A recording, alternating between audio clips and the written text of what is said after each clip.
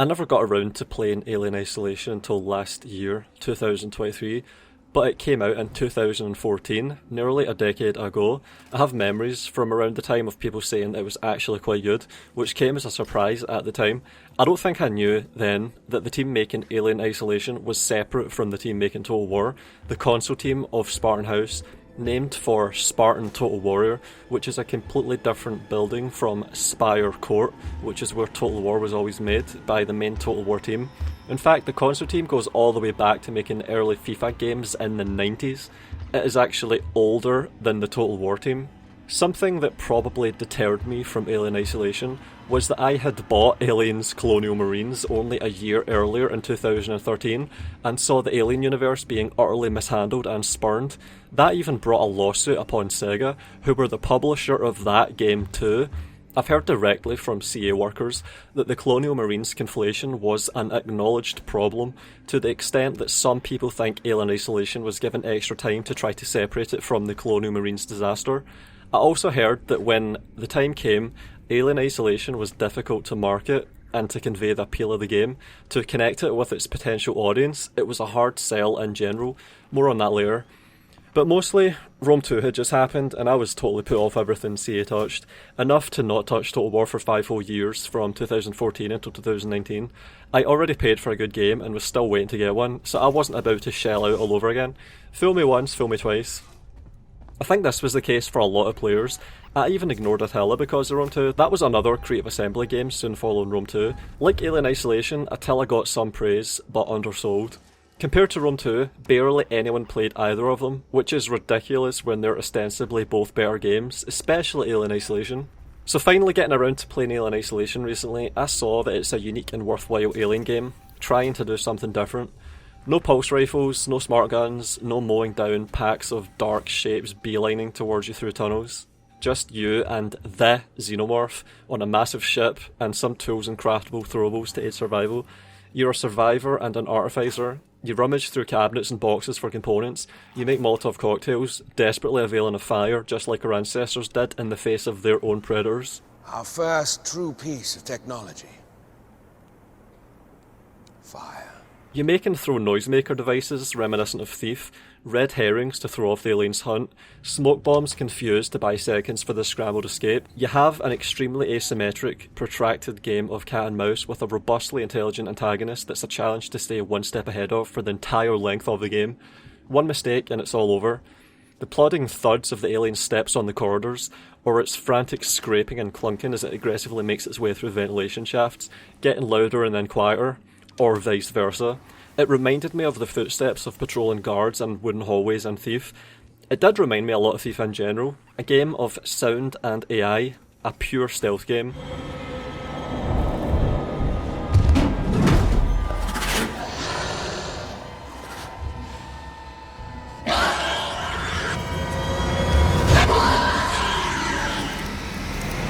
I finally played it and saw what it did well, because the people that worked on it were telling me about how absolutely shit its development process was, but that they nonetheless had pride in their work, despite all of it. The game was an underdog story where they beat the odds.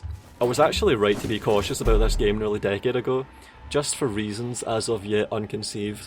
So why isn't this coming out until now, nearly a decade later?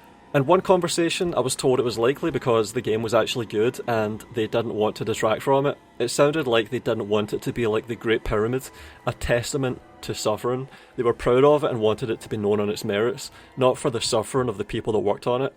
And now with Hyenas having failed catastrophically and the console team ostensibly finally being totally dismantled, perhaps, they felt like observing the long-standing problems from the Alien Isolation era that could have played a role in the current failures nearly a decade later. With Creative Assembly just crumbling now, and with other leakers mentioning Alien Isolation in passing, they felt motivated to fill in the gaps and tell their own stories. I've revealed some of this in my initial leaks on Hyenas. Alien Isolation came off the back of Viking Battle for Asgard, and it even used that game's engine, and they modified it as they went.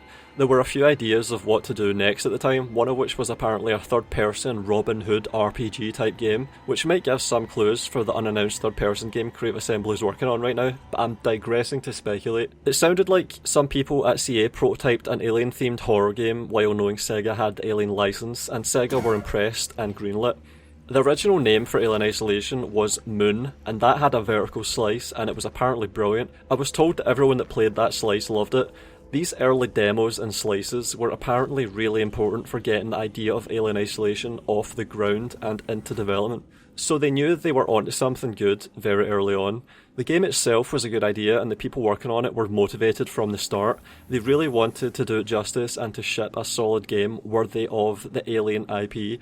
And as I've described before, a lot of those that survived with their sanity intact even wanted to make an Alien Isolation 2 next, immediately afterwards, and instead left immediately when they were told that wasn't happening, because as I leaked previously, Alien Isolation barely broke even, so it was a failure in the eyes of Sega. We got Halo Wars 2 instead, of course. A lot of people were unhappy about that, and unhappy with the way it was announced internally, and with how Hyenas went, it looked like they were vindicated in their disgruntlement and subsequent resignation after Alien Isolation. I think I've talked to quite a few of those people at this point. Game development is notorious for crunch, and Alien Isolation had a lot of that, but somehow still was not as bad as some other big names like Rockstar. Rockstar is another shitshow game developer. I've heard that multiple times now. What Alien Isolation was, though, was a thoroughly attritional slog that just burned through people and they left the studio afterwards. Alien Isolation was apparently an absolutely miserable slog of a development. I'll begin with one of the first detailed broachings I got of Alien Isolation's development hell, a rapid fire of the whole overall mess with comments. From rampant bullying to absolutely pathetic production, oh, and a fucking useless marketing team, all of whom were summarily sacked after Alien Isolation launched. The stuff with workplace bullying and harassment only started coming out only very recently with the Badge Singh scandal, which was in late 2022, nearly a decade after Alien Isolation. With that, we had articles leading with verbatim bullying and harassment. So this is confirmation here that it goes back at least a decade. More on this. Bullying was rampant, namely to QA, who were put through crunch. All QA were contract, and it was unofficially enforced that you should work unpaid overtime or you might not be continued come contract renewal. Drama with Fox, who owned the copyright, and how 4 to 6 months before release decided to pull the original script, so it ended up with non-stop crunch pretty much to get the game remade and out.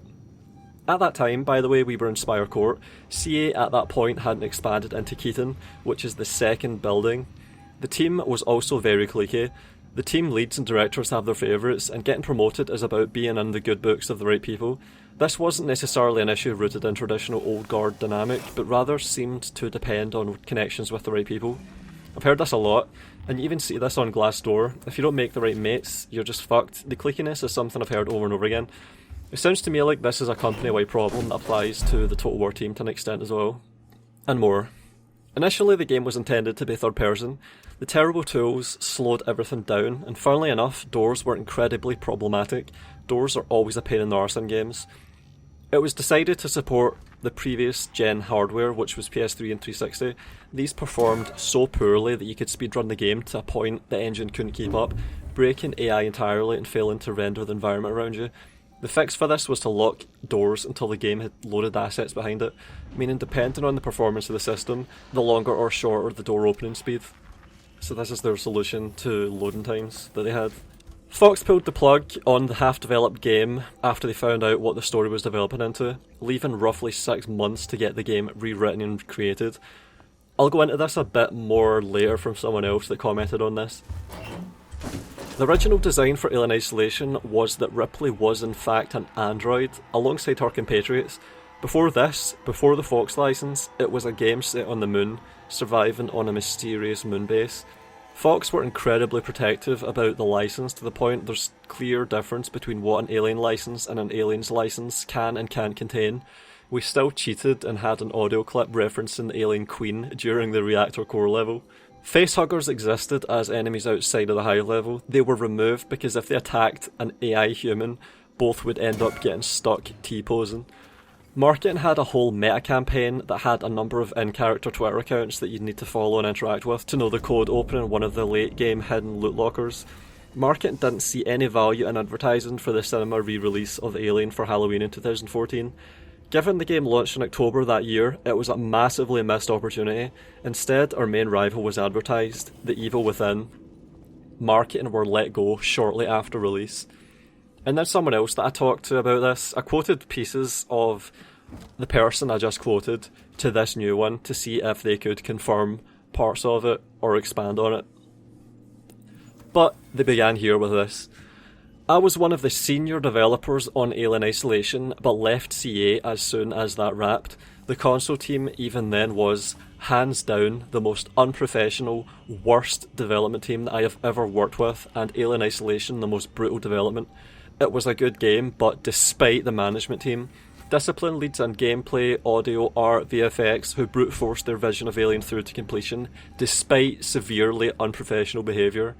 People left, good people, during development.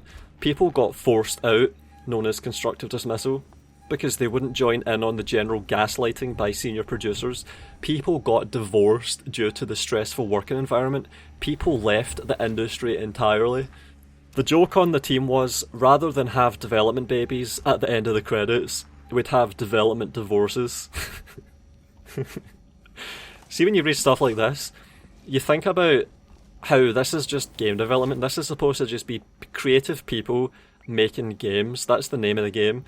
This is not medical first responders to horrible car accidents that have to see the worst shit. These are people just making games, and they're so PTSD'd and all the rest of it, and they're so stressed out that they have all these divorces and all this shit happening. I've heard stories of how people would leave work, go to the pub, and they would sit there looking absolutely haggard.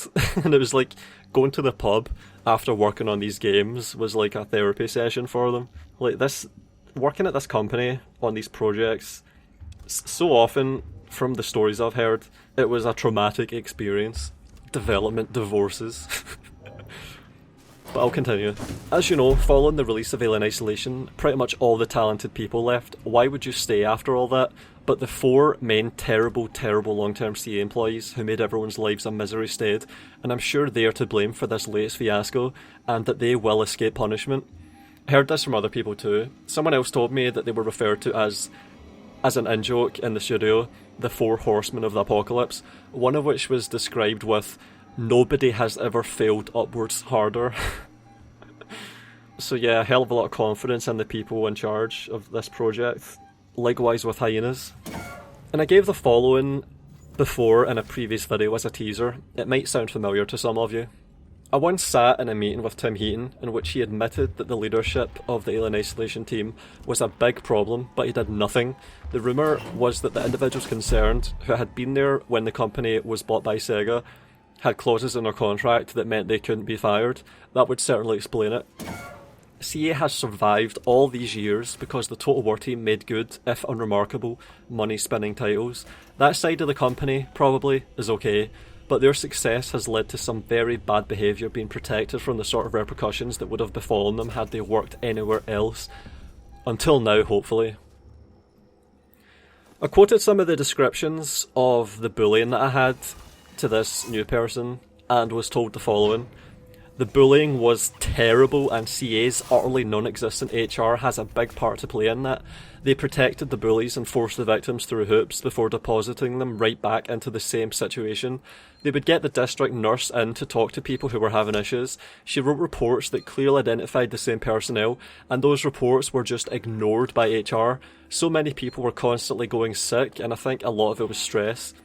And this matches up perfectly with what was described with Badge Singh and the scandal that came out. I wonder if any of this has changed, because it was the same for basically a whole decade. We know that now. There was supposed to be an investigation by a third party, but we haven't heard anything about that whatsoever, so it sounds like that was all bullshit, just damage control with no obligation or perhaps even intent to follow through at all. Empty bullshit, just like everything else we've heard from these people in these official boilerplate statements. Damage control, PR speak, bullshit. Soulless garbage. And this made me laugh. Nobody in HR at that time even had HR qualifications. Bingo. I quoted some of the descriptions I was given of the disarray during development and the reworking that happened, and was told the following. I worked quite closely with Fox. I don't remember them pulling the script that late, and that was 6 months or 4 to 6 months, that was the figures given. It did get a rewrite by Dan Abnett, but that was a good thing. CA had to re-record the lead actress's parts because her American accent didn't pass Fox's quality control. Again, there were good people working in the area of narrative who managed to somehow pull it all together by the end. Crunch was brutal, but I'd actually done worse at Redacted many years before.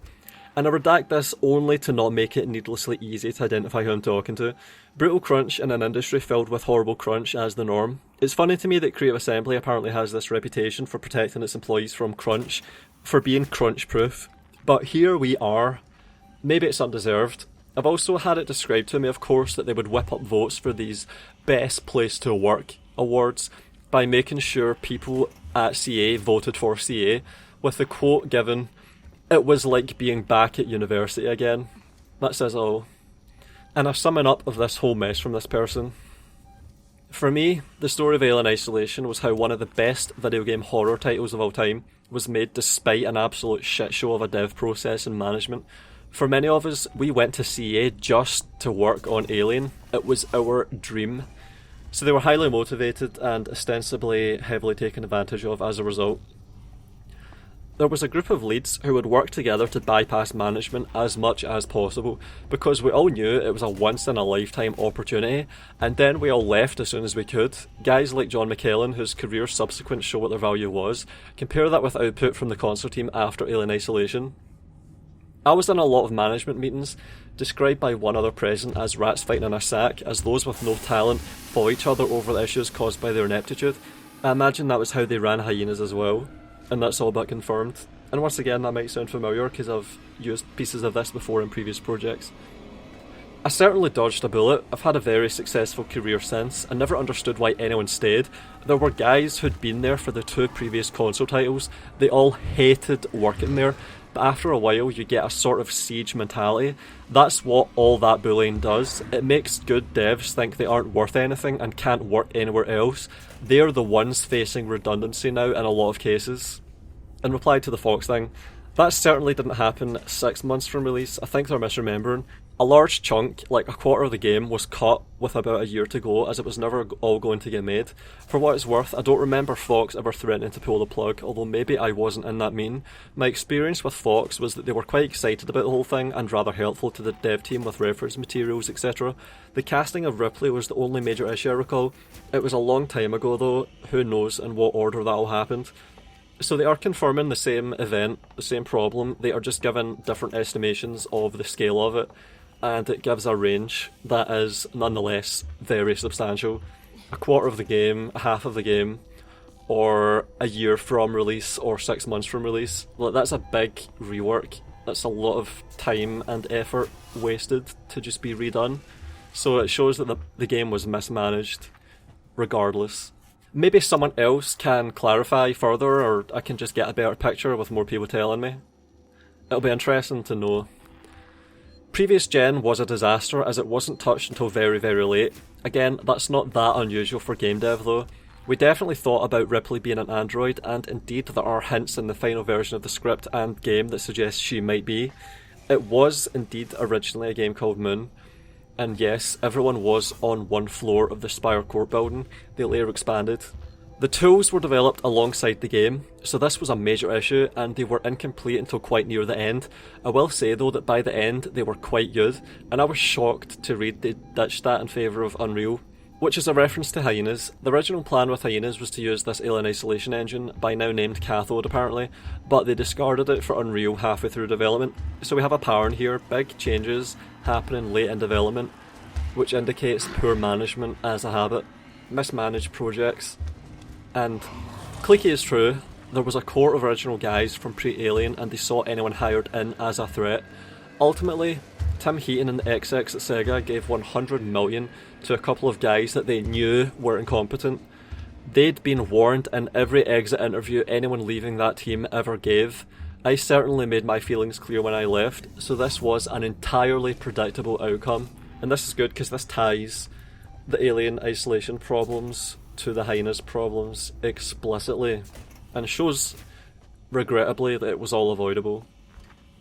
And in response to this, and with all the bullying and harassment and cliques and endless vivid descriptions of people stealing each other's work and taking credit for other people's work during meetings, and descriptions that I can't go into because it would identify them. With all of this infighting and crunch and everything else in mind, I asked about unionisation, and they said this: unionisation is something that really needs to happen.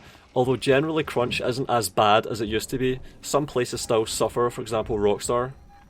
Essentially, games are often built on the goodwill of young enthusiastic men and women contributing huge amounts of unpaid overtime, and that confirms something I don't think I quoted the part about QA being unpaid, overworked, but this is confirming it nonetheless. Many of them get burnt out and leave the industry. Union representation would help with that. And I've heard stories of people that get, what was the phrase again? Burnt to a crisp. And they end up either leaving the studio or else leaving the game industry entirely. It sounds like a brain drain kind of thing. And that's happening alongside a constant influx, a conveyor belt of young people that come straight out of university eager to have their dream job in the game industry. I've been told CA are actually quite good with giving young graduates a job, a chance, a foot in the door of starting their career, but with all of these problems, it definitely puts people off a career in games in some measure as well.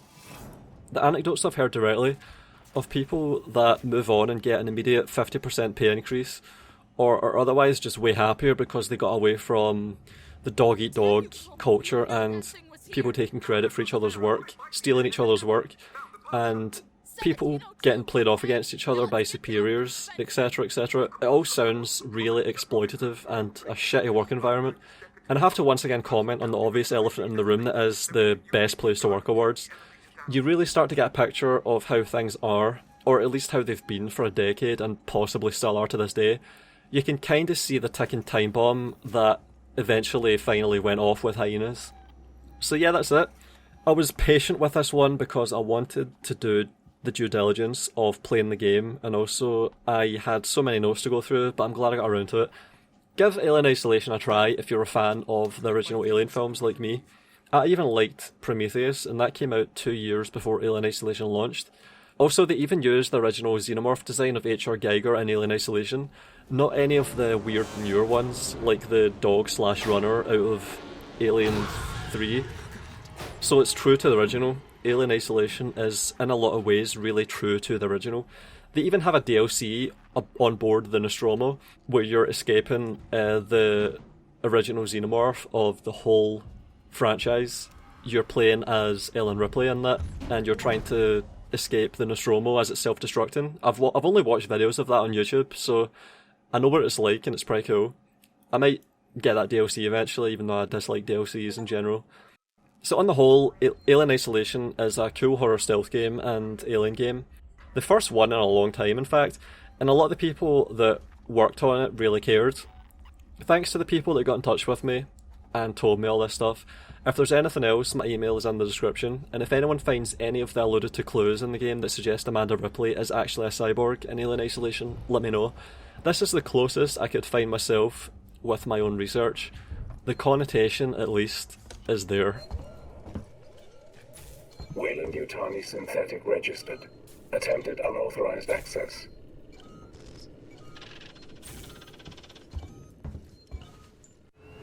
The last one now, Ripley.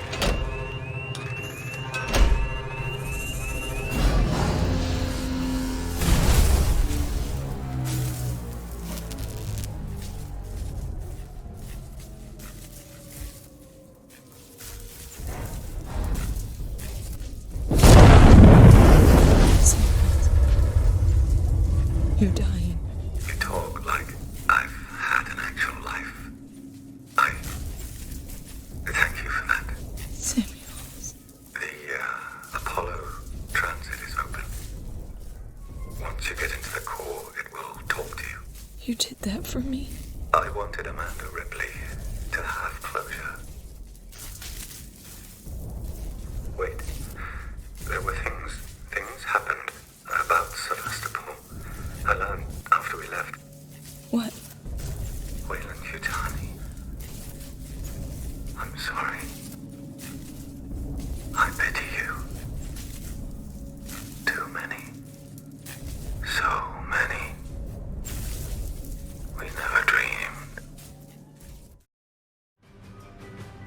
Thanks as always to my patrons for their support of the channel and what I do. I give out perks when I can, which includes monthly updates on what I've got planned and what I'm thinking. Special thanks to Matteo Olivetti, Nerdington Paints, SJ Mage, and Badr Nasser.